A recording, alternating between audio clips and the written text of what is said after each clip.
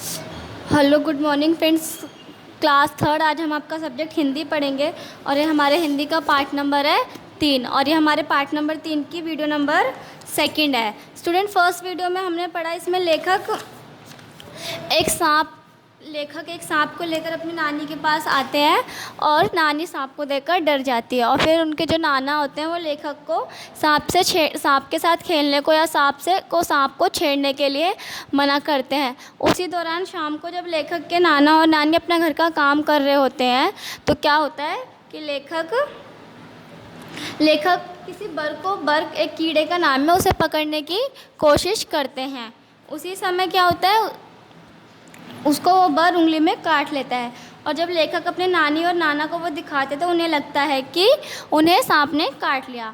आगे का chapter continue करेंगे हम अपनी वीडियो नंबर 2 में। तो जो है, नारियल के बाग और धान के खेतों को पार करके भागते भागते वह अपने घर से दूर एक छोटी सी झोपड़ी के सामने जाकर रुक गए। जो उसके नाना थे, लेखक को गोदी में उठाकर भाग रहे थे और वो कहाँ जाकर रुके, एक झोपड़ी के सामने जाकर रुक गए। वहाँ पहुंचकर उन्होंने आवाज़ लगाई। झोपड़ी के बाहर जाकर उनके नाना ने आवाज़ लगाई। झोपड़ी के अंदर एक बूढ़ा आदमी बाहर निकला। झोपड़ी के अंदर से एक बूढ़ा आदमी बाहर निकला। वह सांप के काटने का मंत्र जानता था। जो वो बूढ़ा आदमी था वो सांप को काटने का मंत्र जानता था।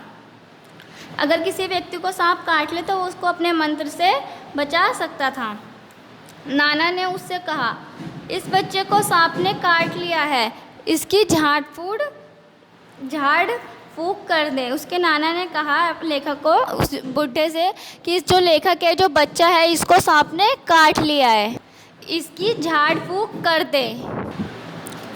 बूढ़ा मुझे झोपड़ी के भीतर ले गया। जो वो बूढ़ा आदमी था वो लेखक को, उसने क्या करा, झोपड़ी के अंदर ले गया।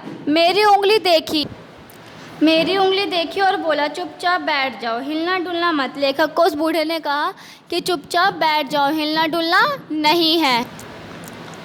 फिर पीतल के बर्तन में पानी लाया और मेरे सामने बैठकर मंत्र पढ़ने लगा। वो जो बूढ़ा था पीतल के बर्तन में पानी लाया और लेखक के सामने बैठकर मंत्र पढ़ने लगा। मैं चाहता तो बहुत था कि उस बूढ़े को बता दूं कि मुझे सांप ने नहीं, बर ने काटा है। लेखक कह रहे हैं कि वो चाहते तो थे कि उसे सांप ने नहीं, बर ने काटा है, पर मेरे नाना मुझे कसकर पकड़े और मुझे बोलने नहीं दिया। लेखक के नाना ने लेखक को बोलने नहीं दिया। जैसे ही मैं कुछ कहने के लिए मुंह खोलता, वह डॉक्टर कहते, चुपचाप बैठा रहे। मतलब कि लेखक बोल रहे हैं कि जैसे ही वो बोलने के लिए मुंह खोलते तभी उन्हें डांटकर चुप कर दिया जाता। मैं डर के मारे चुप हो जाता। सभी लोग उदास खड़े देख रहे थे। नानी तो बहुत दुखी थी। मतलब कि जो लोग थे वो उसे उदास होकर देख रहे थे और लेखक की नानी बहुत दुखी थी। कुछ देर बाद मेरी उंगली का दर्द जा चुका था, फिर भी मुझे वहाँ ज़बरदस्ती बिठाकर झाड़ फूंक करवानी पड़ रही थी। लेखक कह रहे हैं कि उनके उंगली का दर्द जा चुका था, लेकिन फिर भी उन्हें ज़बरदस्ती झाड़ फूंक करवानी पड़ रही थी। कुछ मिनट बाद बूढ़ा आदमी उठा। उसने उसी बर्तन के पानी में मेरी उंगली धोई और मुझे पिलाया भी।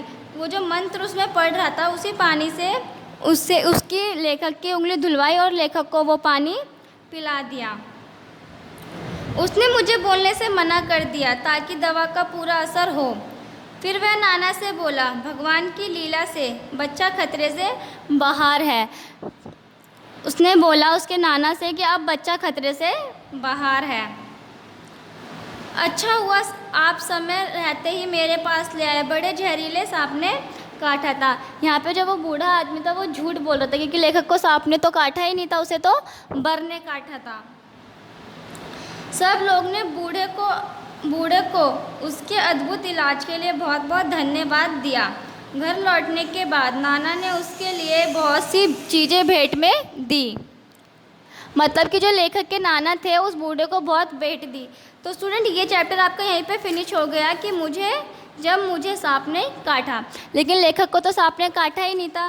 तो ये एक अंधविश्वास होता है कुछ कुछ चीज़ें ऐसी होती हैं हमारे सामने जो होती नहीं है, लेकिन फिर भी हमें ऐसा महसूस होता है कि वो चीज़ें हैं, लेकिन वो ये चीज़ अंधविश्वास की थी।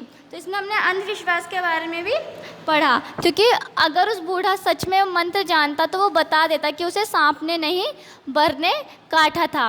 तो स्टूडेंट ये चैप्टर आपका यहीं पर फिनिश होता है। आपको चैप्टर से रिलेटेड कोई भी डाउट है तो आप वो वीडियो कॉल में पूछ सकते हैं।